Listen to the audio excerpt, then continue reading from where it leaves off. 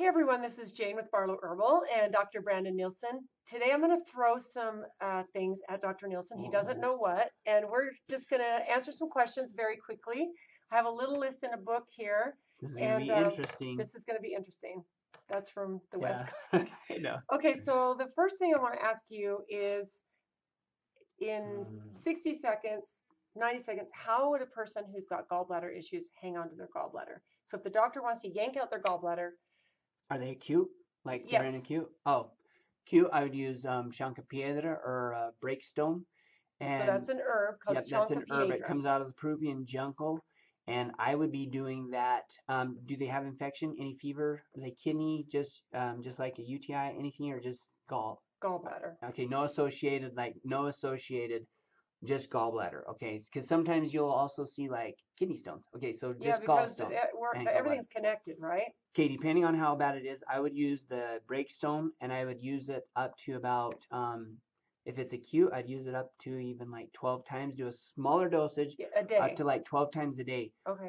Sometimes people are 6 to 12 depending. If it's not, and if it's chronic, it's been a problem, you're trying to save a gallbladder, I would take that breakstone every single day, about 3 times a day, like when you eat, and I'd recommend taking that for about the next 6 months, possibly even longer. That's one of the best. So Chancapiedra is also known as breakstone. Breakstone. So when you say breakstone, Chanca, C-H-A-N-C-A, Chanca, Piedra, P-I-E-D-R-A, right, out of the Peruvian jungle. Right. So that's a really good herb, but you just need that in a plain form. Yes. Okay. And that helps dilate the common bile duct, and it's really good for breaking up the stones. It's also, if you have a problem with sludgy bile, it's excellent to help to get that bile flowing. Would I do anything else? How would you know if you have sludgy bile? You'll eat something fatty, and then you'll notice that you got a pain in your right side, or you might have a pain in your mid back, right in that midsection in between the shoulder blades, or you might have a pain right up in your right, kind of this area, collarbone area. If you eat something fatty? Sometimes people will mistake it for a heart attack, but it's actually a gall attack. Now, don't, by all means, if it's a heart attack, call 911, but if it's a gall attack, the Chancapiedra is your number one thing. That's what I'd say to right fast. There's other things complement that, like I might give some other things to actually just help the liver in general, and to be able to just help the gallbladder. Love your gallbladder. No, it works hard for you, and there's some other points. It's also yanked out so fast. That you need your gallbladder. You need it. It produces bile that helps you digest fats. Yes, bonification. So if you have already had a cholecystectomy, if you've had your gallbladder removed, then what you do need to do is be on a supplement of like an ox bile to actually help break that down. Yeah. So, okay, good. Okay, so she's not telling me. I'm not telling you. I have a little. Okay, so should you take a break from your supplements when you're fasting, and should you take a break from your supplements, period? Kind of depends. So I'll kind of give the general approach. You can take a break, and sometimes I will have people take a break if they're fasting. Never go off your drugs, because I didn't put you on them, and so I never. If you're on a prescription drug, not like recreational drug, but never go off your prescription drugs. I don't recommend those, so I don't take people off of them.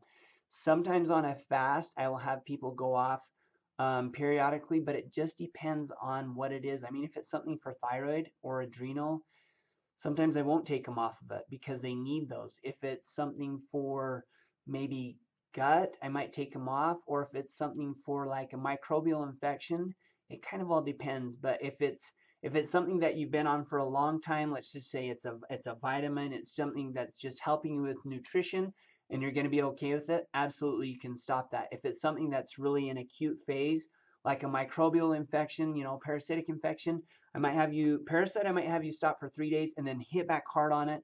I probably wouldn't go longer than 3 days, and sometimes I'll do that actually on purpose. If you're in an acute infection, absolutely not.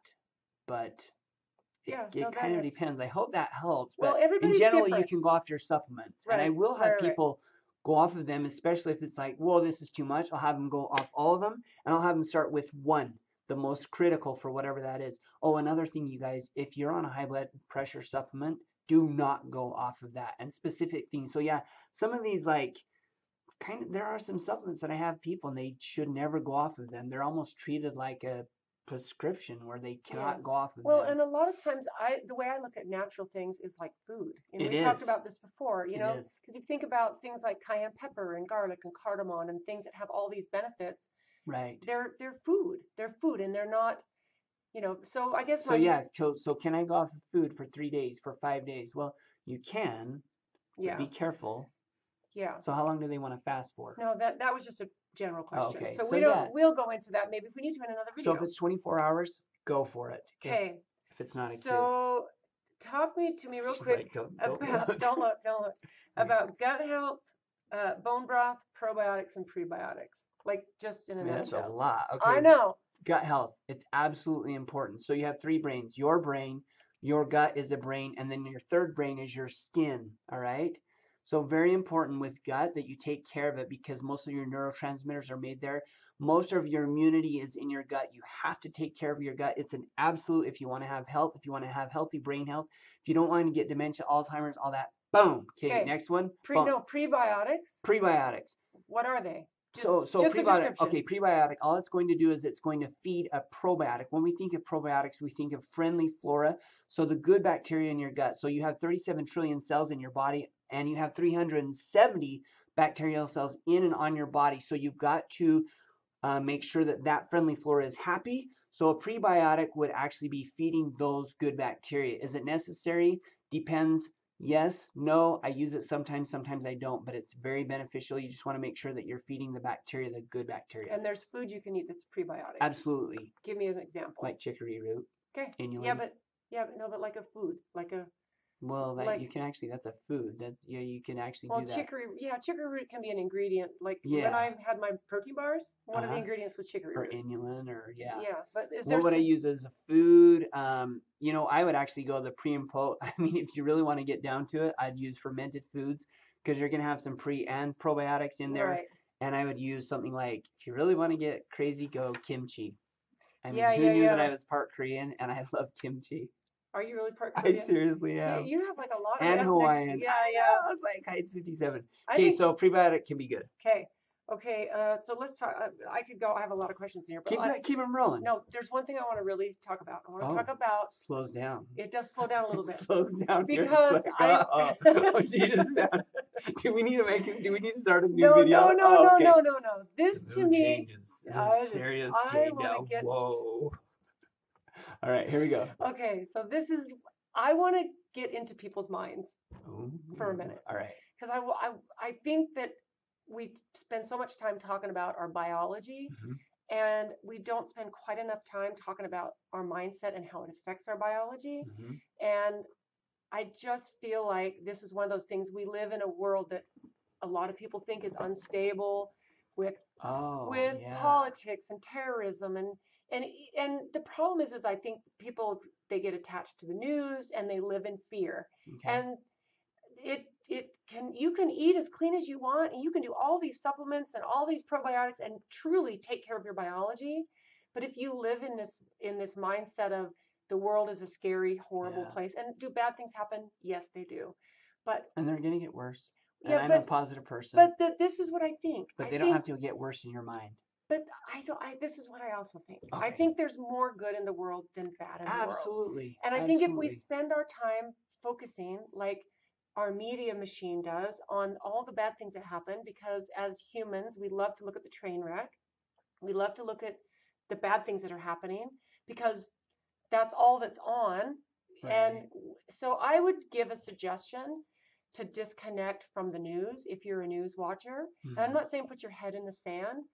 I'm saying if you're going to really focus on your health and have it expressed vibrantly because of all these things you do proactively, all the things we talk about, and then you're going to spend your time sucked into a 24-hour news station whenever you have spare time, or you're going to be scrolling mindlessly through Facebook or Instagram and just being a mindless person looking at what everybody else is doing, you're not living your best life. Yeah. And it can make you unhealthy just because of your belief systems. If you believe the world is a scary, horrible place, then it's going to affect your health. So that was kind of that was kind of what I wanted to slow down about. Yes. So I'll explain the science behind that. Is that what you want to explain? So sure. Okay. So you have about 200 different types of cells in your body. Eye cell, right? Skin cell, bone cell. What's fascinating to me when I was back in school, um, we have these mother cells called stem cells, and it's the most interesting thing because from that you'll create cartilage tissue. From that you'll create bone tissue. The genetic code is all the same. And that's what's so interesting is the genetic code, every single cell has this exact same DNA.